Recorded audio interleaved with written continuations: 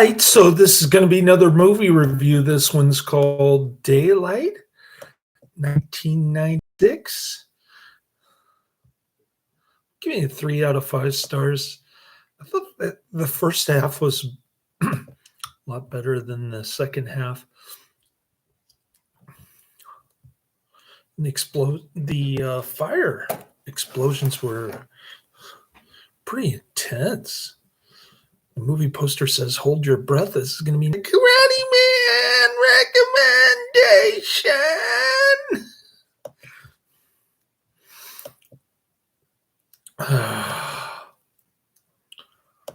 Daylight is a 1996 U.S. disaster film directed by Rob Cohen. I'm not familiar with him, but Karate Man, British Crumpet Man knows all about him. Rob Cohen. He did The Wiz and Running Man. It's starring Sylvester Stallone, Amy Brenneman, Viggo Mortensen, who's in the Lord of the Rings trilogy. Then you've got Dan Hedaya, Stan Shaw, J.O. Sanders, Karen Young, and Danielle Harris. Its plot concerns a group of people attempting to find their way out of an underground tunnel in Manhattan after explosions caused both ends of the tunnel to collapse. Daylight was released by Universal Pictures on December 6, 1996 in the United States, and on December 26 in the UK. It received mixed reviews and it grossed $159 million worldwide. Lamestream.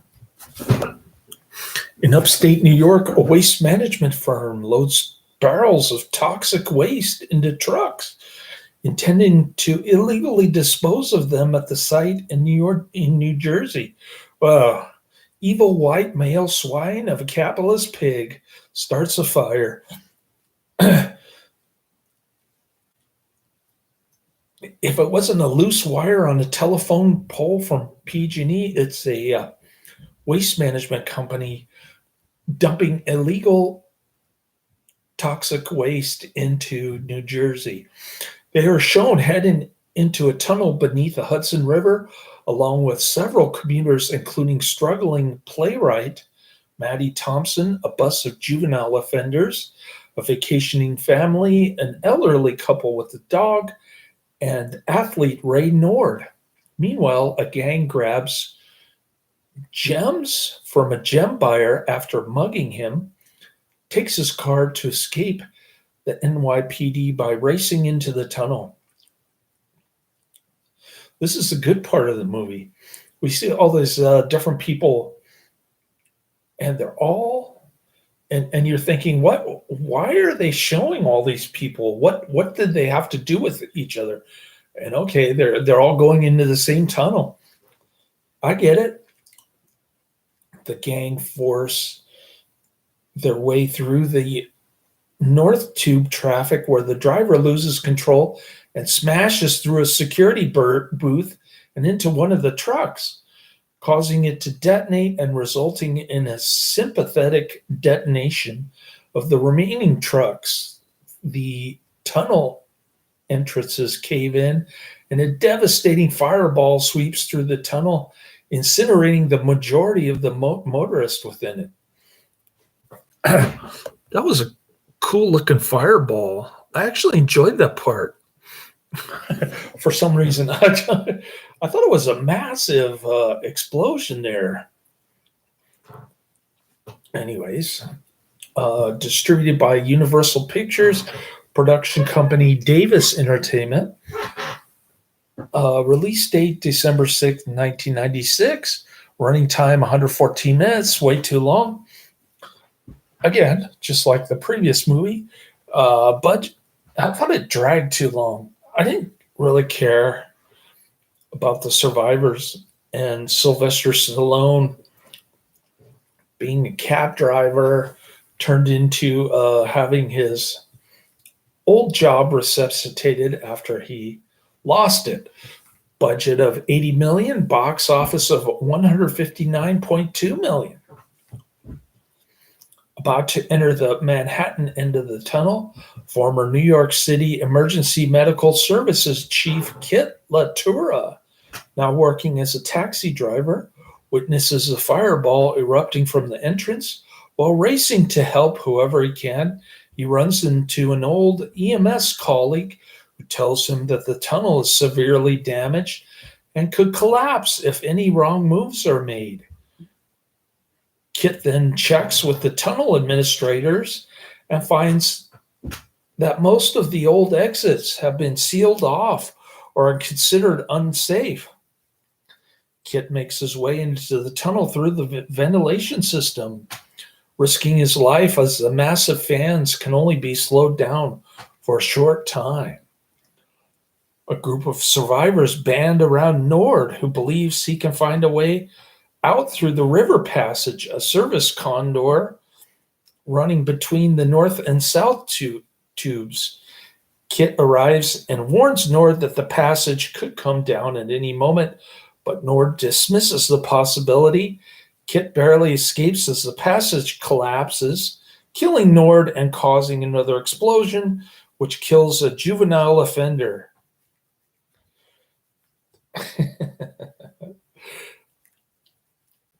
There's some unintentional humor in this, I have to say. Like the whiny kid in the van. I'm scared. That was funny. And then when Sylvester Stallone's white girlfriend, she's like, she's like screaming in the water near the steps where they're the collapsed steps.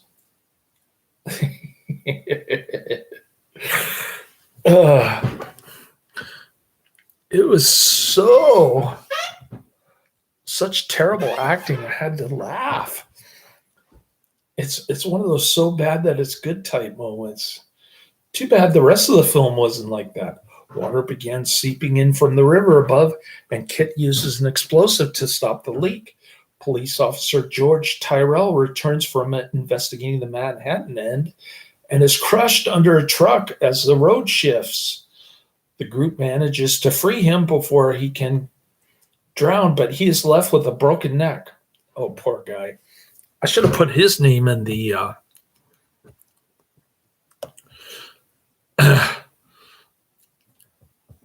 what is this guy? George Tyrell? George Tyrell.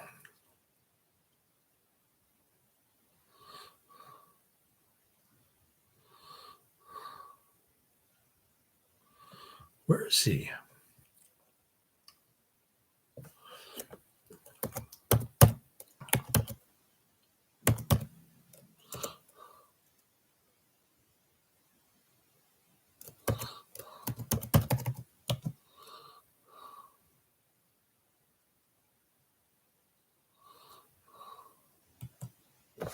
Stan Shaw? Do I know this guy? He looks familiar. Stan Shaw. He was in Truck Turner, Rocky, The Great Santini, Runaway,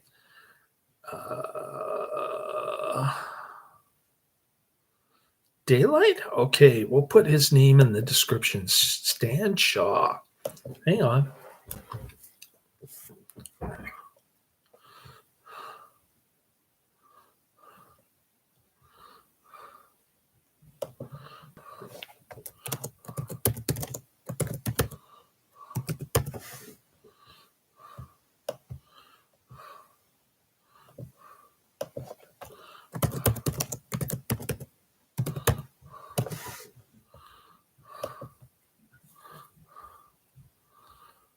All right, he's in there. Let's go back up. Here we go. The group manages to free him. before he can drown, but he is left with a broken neck. The water level continues to rise, and the angry survivors confront Kit. He claims he can slow it down, but will not stop it. As a cleanup effort on the Manhattan side, the tunnel is causing water to enter their side. Kit recalls that there are sleeping quarters beside the tunnels left over from the tunnel's construction and asks George how to access them. Kit finds one by swimming under a security booth and leads the group in this area, but George has to be left behind. He gives Kit a bracelet intending for his girlfriend Grace, and he tells him to give them to Daylight. All right. Now we know what the title of the movie is about. Eleanor, one of the elderly survivors, is distressed that her late son's dog Cooper is missing. She refuses to go on, then suddenly yet quietly passes away, presumably from hypothermia. The group moves to another room as the first one floods, convincing Eleanor's husband Roger to come with them. As they reach the top of the old wooden staircase, Kit notices Cooper swimming in the water below, and he dives down to rescue him, passing him up to one of the survivors. But a beam falls and destroys the lower half, sending Kit into the water. Maddie tries to help Kip up, but she falls as well as more of the staircase is knocked down. Kit orders the rest of the group to leave. The majority of the group escape through a manhole into Daylight, while the quarter caves in behind them, leaving Kit and the hysterical Maddie behind in the rising water. Kit and Maddie swim around looking for a possible way out. The main highway tunnel now almost completely submerged. Kit realizes he will have to use his explosives to cause a blowout and rip the tunnel roof open. A mass of mud crushes Kit, and Maddie tries to pull him out. The blast forces Maddie towards the surface, but Kit gets stuck in the mud. Maddie finds a barely conscious Kit and keeps him afloat as a boat discovers them offshore. Lying on a stretcher, Kit sees Grace in the crowd and hands her George's bracelet. Maddie insists on riding with him in the ambulance, to which Kit replies, on one condition. I better not spoil the ending. Principal photography for the film was shot in Rome, Italy, at Cinecittà Studios for the tunnel scenes. Filming also took place in New York City.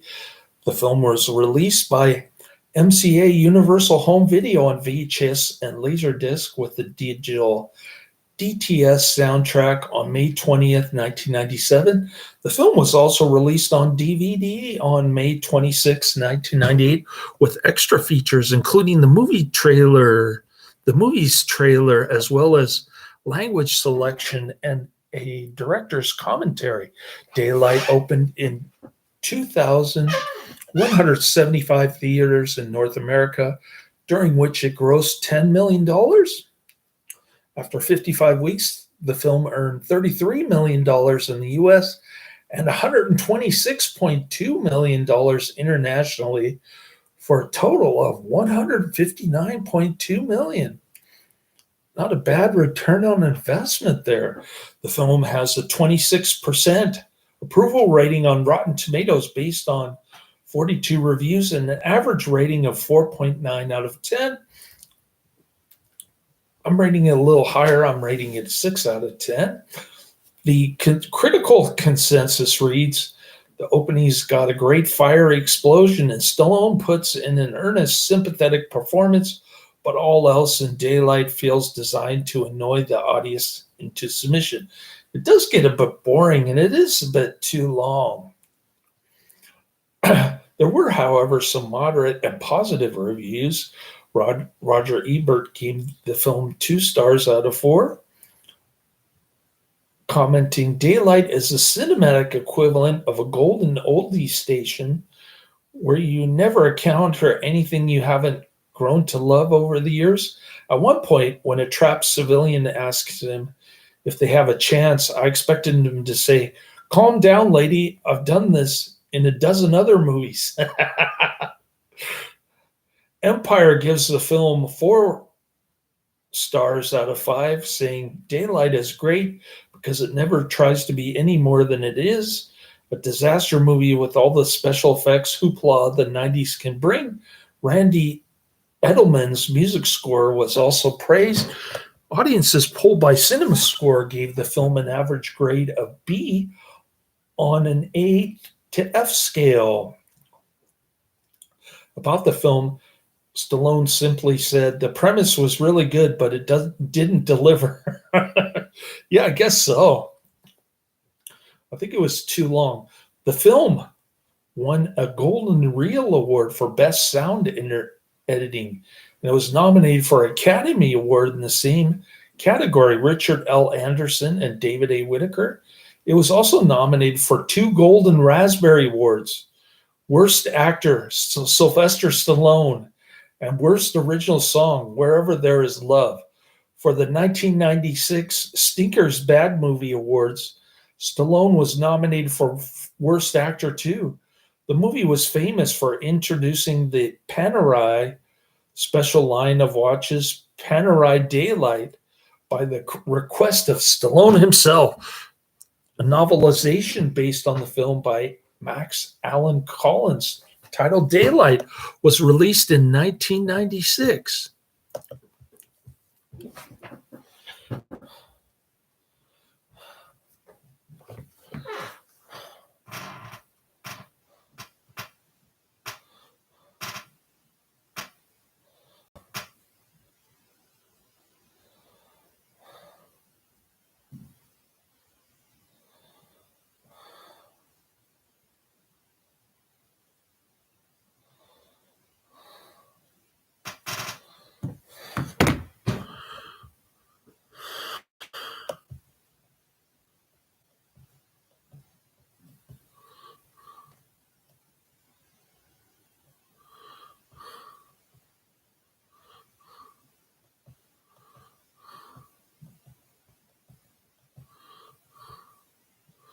One reason Sylvester Stallone agreed to act in this movie was to help him overcome his fear of confined spaces. He agreed to appear in Cliffhanger in 1993 to help overcome his fear of heights. uh, I've got this. Whoa. Sharon Stone? Sylvester Stallone in The Specialist? More like this, The Specialist. Gets a 5.6. Cliffhanger, 6.5. That's pretty high for Cliffhanger. Assassins gets a 6.3. And Lockup gets a 6.4. Can't find some 80-year-old fuses underwater, but they work. Fuses were not waterproof in the 1920s. George Tyrell, Get Them Back to Daylight. Edited in Octopus 2, River of Fear. That looks like a cool movie, actually. Octopus 2, River of Fear. It gets a 3 out of 10 on IMDb.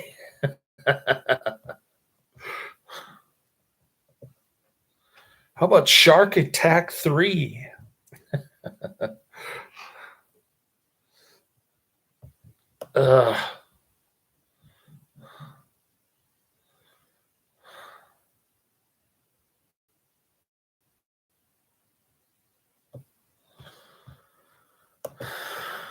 All right. Octopus 2, River of Fear. I digress.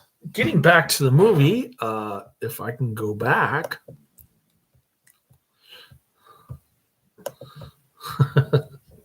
If it will let me. Here we go.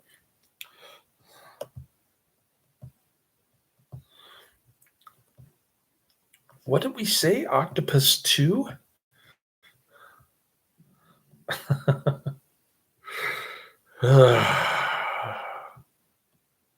River of Fear. All right.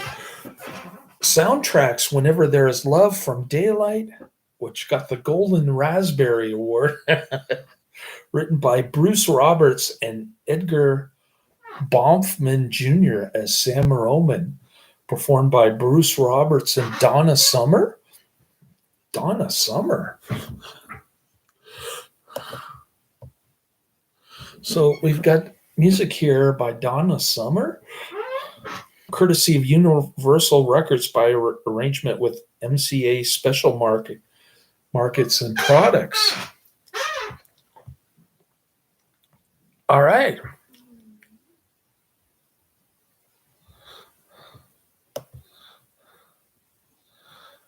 Donna Summer. Well, I'll be danged. I had no idea Donna Summer was involved in the Golden Raspberry Award song for this movie. I guess that was the low light of her career, right? 1996. All right. Here's a review from Thomas Celery, dated July 12th, 2020. Mr. Celery, Thomas Ellery, excuse me. So Mr. Ellery is giving it a 6 out of 10 rating, which is exactly the same as mine. 3 out of 5.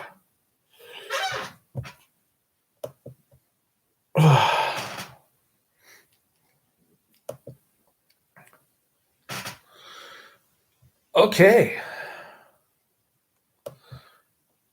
It says 90s overload, but entertaining enough. In the 90s, the disaster movie had a mini comeback for a couple years, but being the 90s, they all pretty much played out like action hero flicks. No wonder Karate Man likes this. Daylight had Stallone heading up the man muscle, which is one of the movie's plus points. He is a master of stunt work, and he spends most of the movie tackling the ultimate underground assault corps. The group of survivors have a handful of your usual stereotypes. It's pretty easy to spot the obvious "you'll be squashed later" characters. But there are still a few surprises for other cast members that don't make it. The movie falls a bit flat with these characters, though, as although it's a pretty large ensemble, they're all quickly introduced to get the action going early on and are hyper versions of themselves throughout. That said, the character mix works well to get the plot moving. The action sequences are great, and there's enough plot to keep you entertained until the end. Daylight is definitely at the top of the 90s disaster game. It's certainly no awful volcano. And it's worth a watch on Netflix. It's just too 90s in a bad way to make it a great movie. All right. So it's a victim of the 90s, this movie, is what this guy is saying. I'm going to check out Volcano and what's the other one?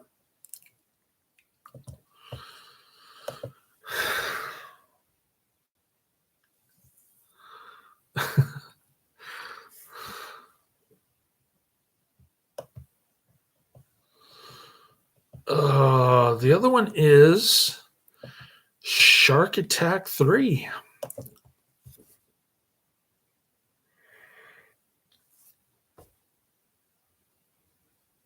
Megalodon. Shark Attack 3, Megalodon, and Volcano. Those are the two that I'm going to check out.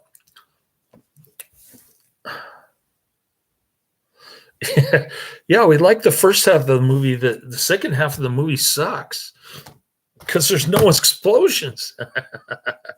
Karate Man's in the chat room again. Okay. But the explosions in the beginning are pretty intense, I have to admit. I just watched one of the biggest explosions up until 1990. In my last movie review, and then I saw this and I said, wow, this makes the other one look like Child's Play.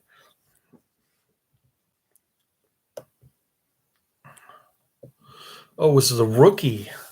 That's the last movie I reviewed. The explosion in The Rookie was pretty intense, but this movie is even more intense. Daylight. The fire is just everywhere in that tunnel. All right. So here's my list. I've got Fast and Furious 6, 2013. Jimmy Trainor's Alien Parasite film, 2022. And Blood Mania, 2015. So those are the next three movies on my list. I don't know where Blood Mania came from. Is that an Adrian review? Is that an Adrian recommendation or something that I found? I can't remember. Anyways, nice chat with you, Karate Man. I definitely like this more than The Rookie, probably because it had a bigger explosion and some of the acting was unintentionally humor. It was so bad. We like unintentional humor, bad acting on this channel later.